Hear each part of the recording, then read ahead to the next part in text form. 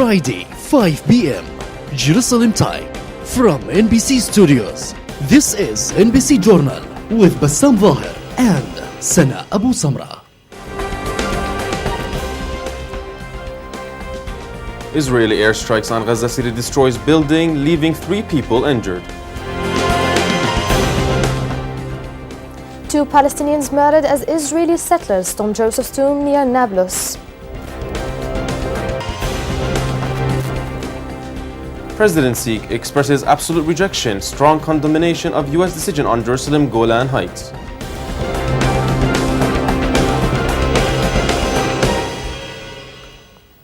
Hello and welcome again. On Monday, at least 2 Palestinians were injured in an Israeli strike that targeted a commercial building in central Gaza City, said sources. Israeli warplanes targeted with at least 2 missiles a commercial building in central Gaza City, injuring 2 Palestinians and destroying the building. The injured were admitted into Dar al-Shifa hospital in the northern Gaza Strip with light injuries. The shelling caused severe damages to nearby properties. A Palestinian was also injured in an airstrike that targeted a location to the east of Shuja'iyya area of Gaza City. 2 Palestinians were killed by Israeli gunfire as Israeli occupation forces escorted hundreds of settlers into Joseph's tomb in the northern West Bank city of Nablus. The 2 Palestinians were identified as Ra'ed Hamdan, 21, and Ziad Nouri, 20. Occupation forces opened fire at a Palestinian ambulance that attempted to approach the scene, preventing medics from providing urgent medical treatment to Hamdan and Nouri, who were pronounced dead afterwards. The bodies of Hamdan and Nouri were temporarily withheld by Israeli occupation forces before being released to their families. During ensuing confrontations, Israeli occupation forces opened fire on Palestinians protesting the raid, attempting to block settlers' access to Joseph's tomb, injuring 12 settlers, including 1 hit with shrapnel in the eye. One of the casualties was hit with a shrapnel in the eye. He was rushed to the Rafidia hospital for treatment. Settlers repeatedly break into Joseph's tomb, located in a densely Palestinian populated area in Nablus, provoking chaos and confrontation with local residents.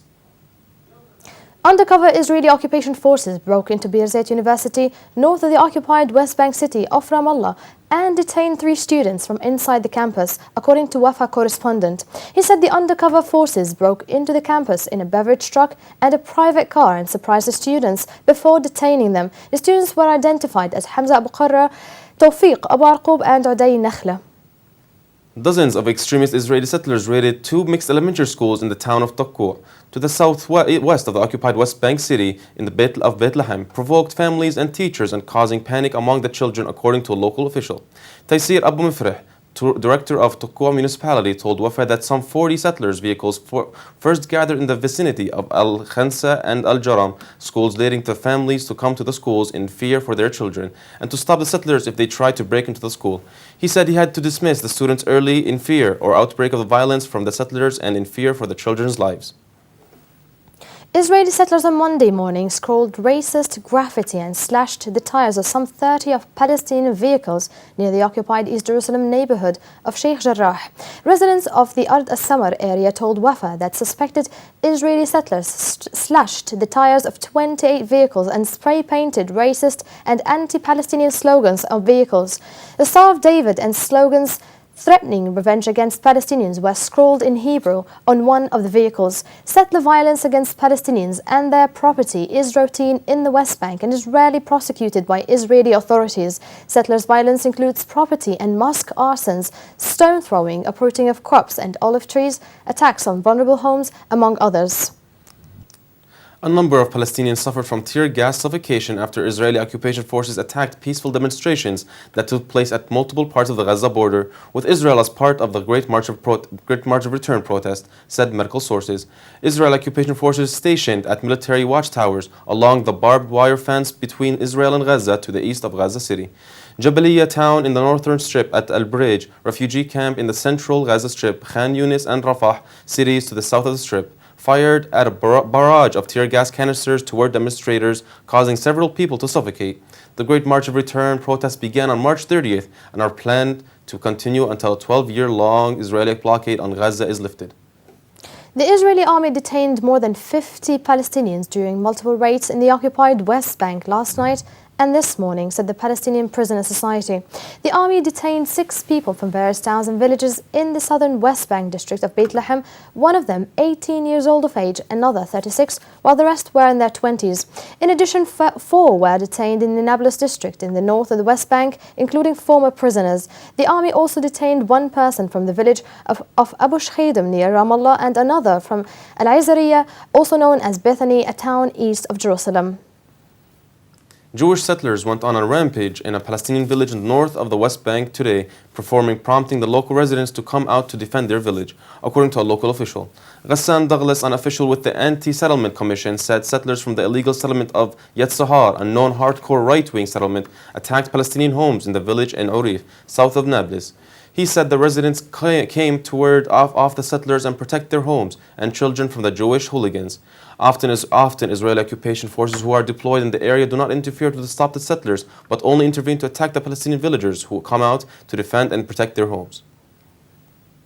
The caretaker government of Prime Minister Rami Hamdallah condemned today the killing of 3 Palestinians in the occupied West Bank areas of Nablus and Ramallah as a general strike was declared in Nablus and Salfit, home of one of the murdered Palestinians. Government spokesman Youssef al-Mahmoud held the Israeli government accountable for the killing of Omar Amin Abu Layla, 19, the alleged perpetrator of a stabbing and shooting attack outside Ariel settlement near Salfit, who was killed in the Ramallah area village of Abween after a siege of the house he was in, as well as Ra'ed Hamdan, 21, and Ziyad Nouri, 20, after opening fire at their vehicle in Nablus.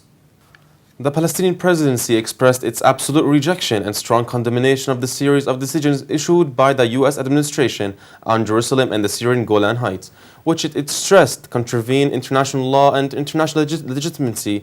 The presidency reaffirmed the sovereignty is not decided by either the U.S. or Israel, no matter how long the occupation lasts, and about the Palestinian issue. Jerusalem, its holy sites, and the occupied Palestinian territories are Palestinian, Arab, and international red lines that cannot be crossed. President Mahmoud Abbas stressed that no one has legitimacy without Security Council resolutions, the UN General Assembly, and the Arab Peace Initiative. The Palestinian presidency condemned the Israeli escalation against Palestinian prisoners in Israeli prisons, particularly oppressive measures taken by the Israeli prison service against Palestinian prisoners in an Israeli prison in the Najah prison in southern Israel on Monday. The presidency held Israeli Prime Minister Benjamin Netanyahu's government fully responsible for the lives of the prisoners, slamming such measures against Palestinian prisoners as a violation of international humanitarian law and the 4th Geneva Convention. Hundreds of Palestinian prisoners were attacked by Israeli prison guards on Sunday night after some prisoners stabbed 2 Israeli prison guards, critically injuring one in the neck. On Monday, Israeli occupation forces detained an elderly Palestinian man from inside Al-Aqsa Mosque compound in the occupied East Jerusalem and banned a youth from entering the holy site. Head of the Public Relations Office at the Islamic Endowment Department reported that the Israeli police could detain an elderly man after performing prayers at Al-Rahma Gate area inside Al-Aqsa compound. Israeli settlers had raided the compound via the Moroccans Gate under the armed security by Israeli occupation forces. Additionally, the Israeli authorities banned a Palestinian youth identified as Jihad Kaus from entering the compound for 1 week. Israeli authorities have announced a temporary cancellation of all family visits from Gaza to Palestinian prisoners held in Israeli prisons that were scheduled for Monday until further notice. According to the area's Beit Hanun Crossing media office, Israeli forces returned a bus full of 23 Palestinian passengers who were planning on visiting their relatives held in Eshel prison due to the closure of the crossing. Sources added that the Israeli prison administration cancelled all family prisoners' visits until further notice after it struck an Israeli house in central Israel. The International Committee of the Red Cross is in charge of coordinating with Israeli authorities to arrange family visitations for Palestinian prisoners and eases visitations for Gaza residents on a regular basis. Israeli forces on Tuesday placed new surveillance cameras in a number of houses in the old city of Hebron, the occupied West Bank. Israeli forces placed a number of smart security cameras on the rooftop of several homes belonging to Arafah, Sharbati and El Hamouz families. The residents told Wafa correspondent that this Israeli move comes as part of the occupation's attempts to impose its control over the old city of Hebron and the Ibrahimi Mosque in order to expand the settlement area there, and considered it a violation of their privacy. 90 Palestinian prisoners held at Section 3 of the Najah prison in the southern Israel spent their night handcuffed to their beds. The Palestinian Prisoners Affair reported that prisoners of the section were not provided with bed covers or any other belongings.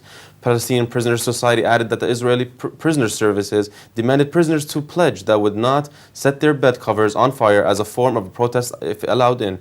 Israeli suppression forces have been carrying out raids suppressing prisoners at the Najah prison since February 19th, after prisoners protested against the IPS installing jamming devices around section of the prison. Hundreds of Palestinian prisoners were by Israeli prison guards on Sunday night after Hamas-affiliated prisoners stabbed to Israeli prisoner guards.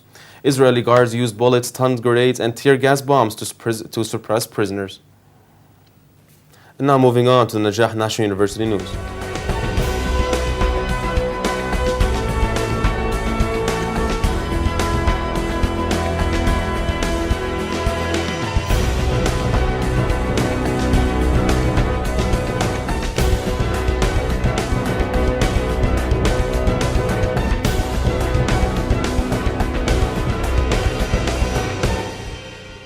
The International Program Direct English opens a training course at An-Najah University. On Sunday, in cooperation with An-Najah National University, Direct English in Palestine launched their English language teaching course in the presence of a number of representatives from the Direct English International Group, in addition to academics and students. The launching is a step following an agreement with An-Najah University signed for the purpose of creating future leaders and professionals who will master the English language and compete on local, Arab and international markets. An-Najah participates in the 6th International Conference on Multifunctional Hybrid and Nanomaterials. An-Najah National University, represented by Dr. Muhyiddin Asali and Dr. Naeem Kittani, formed the university's Faculty of Medicine and Health Sciences, has recently participated in the 6th International Conference on Multifunctional Hybrid and Nanomaterials, which was held in Sitges, Spain, during the period between March 11th, March 15, 2019. The conference focused on the bringing together at a truly international level people with shared interests in hybrid material, including polymer chemists, physicists, and engineers, biomaterials chemists, organic chemists, inorganic chemists, solid-state chemists, sol-gel chemists, composites scientists, colloid chemists, and physicists, zeolite, meso and microcorpus material scientists, and broad nanomaterials scientists. An-Najah holds the Teaching Palestine Pedagogical Praxis and the Indivisibility of Justice Conference in South Africa. An-Najah National University, represented by Dr. Saeed Afuna, Dean of the Faculty of Educational Sciences and Teacher Training at An-Najah, in cooperation with South African institutions of higher learning, including the Afro-Middle East Center in Johannesburg and 2 South African universities, held the Teaching Palestine Pedagogical Praxis and the Indivisibility of Justice Conference in South Africa during the period between March the 18th and 19th, 2019. The conference focused on bringing together South African and international participants to contextualize the praxis of Palestine as a justice issue in its multiple manifestations and nuanced dialectics. The conference also examined the tensions and contradictions of the academy and the community dialectic, bringing up questions of social movements and intellectual inquiry. These are the news of the week. Thank you for watching. For more details, visit our website, an.ps. See you next Friday.